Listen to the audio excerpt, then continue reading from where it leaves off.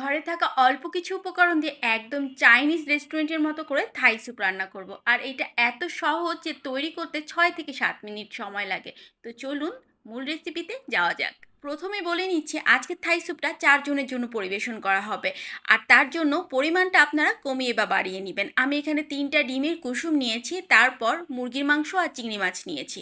আর মুরগির মাংসগুলো একটু চিকন করে কাটবেন।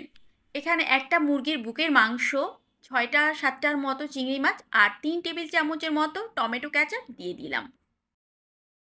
এরপর 1 টেবিল চামচের মতো সয়া সস দিয়ে দিলাম। তারপর দিলাম আদা 3 টুকরা।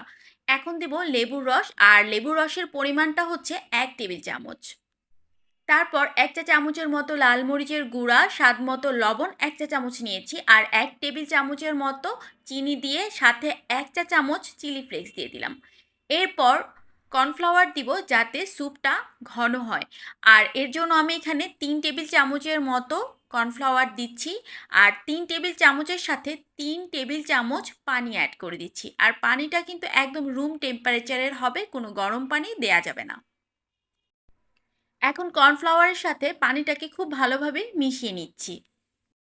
কর্নফ্লাওয়ারটা একটু পরে দিব, আগে ডিমের কুসুমটা ফেটিয়ে নিয়ে সবগুলো উপকরণ একসাথে মিশিয়ে নিলাম। তারপর কর্নফ্লাওয়ারটা অ্যাড করব।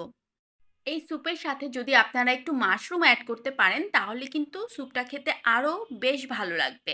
তো আমার বাসাতে আসলে মাশরুম ছিল না, তাই আমি অ্যাড করতে পারিনি। আমি আগেই বলেছি ঘরোয়া উপকরণে আজকে স্যুপ রান্না করব, বাট টেস্ট হবে একদম রেস্টুরেন্টের মতোই। আর এই যে এখন দেখতে পাচ্ছেন এটা হচ্ছে লেমন গ্রাস, এটা যে কোনো সুপার শপ বা বাজারেও আপনারা পেয়ে যাবেন। তো এখন যেটা করতে হবে, লেমন গ্রাসটা আমি খুব ভালোভাবে আগে ধুয়ে নিয়েছি। ধুয়ে নেওয়ার পর এভাবে একটু থেতলিয়ে নিলাম ছুরির সাহায্যে, যাতে করে একদম যে এইটার ঘ্রাণটা সেটা যেন স্যুপের মধ্যে খুব সুন্দরভাবে পাওয়া যায়। তো লেমন গ্রাসগুলো আমি দিয়ে দিলাম। এখন পানি অ্যাড করছি, আর এখানে আমি 2.5 গ্লাসের মতো পানি দিচ্ছি। আপনারা চাইলে 3 গ্লাসও দিতে পারেন। আর এই 3 গ্লাস পানিতে খুব সুন্দর মতো 4 জনের জন্য স্যুপ পরিবেশন করা যাবে। এখন সবগুলো উপকরণ খুব সুন্দরভাবে হ্যান্ড হুইস্ক দ্বারা একটু মিশিয়ে নিচ্ছি। এখন অনেকে বলতে পারেন যে ঘরে তো লেমন গ্রাসটা নাও থাকতে পারে, তখন কি করব। তো তখন আপনারা লেবুর রসের পরিমাণটা একটু বাড়িয়ে নেবেন, অর্থাৎ 2 টেবিল চামচ নেবেন।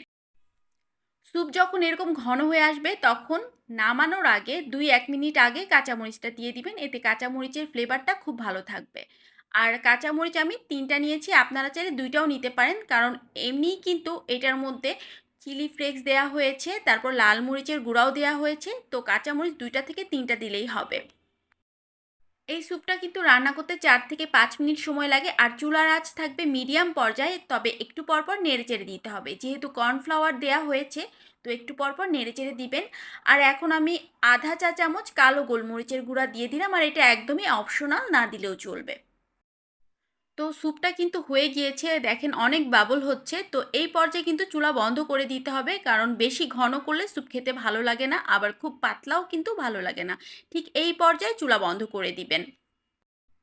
আর স্যুপের কালারটাও কিন্তু খুবই ভালো এসেছে। আপনারা কিন্তু এই স্যুপে একদমই হলুদ ব্যবহার করবেন না। তো আশা করছি এই টিপসগুলো যদি মেনটেন করেন তাহলে আপনাদের স্যুপও একদম রেস্টুরেন্টের মতো করেই হবে, এবং বাসাতে অবশ্যই একবার হলেও ট্রাই করে দেখবেন।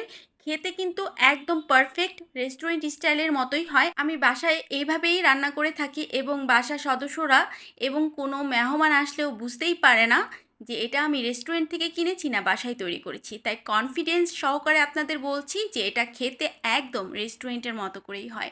আশা করছি আমার রেসিপি আজকে ভালো লেগেছে। যদি ভালো লেগে থাকে তাহলে লাইক, কমেন্ট আর শেয়ার করে দিবেন। আর যদি ফেসবুক পেজ থেকে দেখে থাকেন তাহলে পেজ ফলো করে দিবেন। ইউটিউব চ্যানেল থেকে দেখে থাকলে ইউটিউব চ্যানেল সাবস্ক্রাইব করে দিবেন।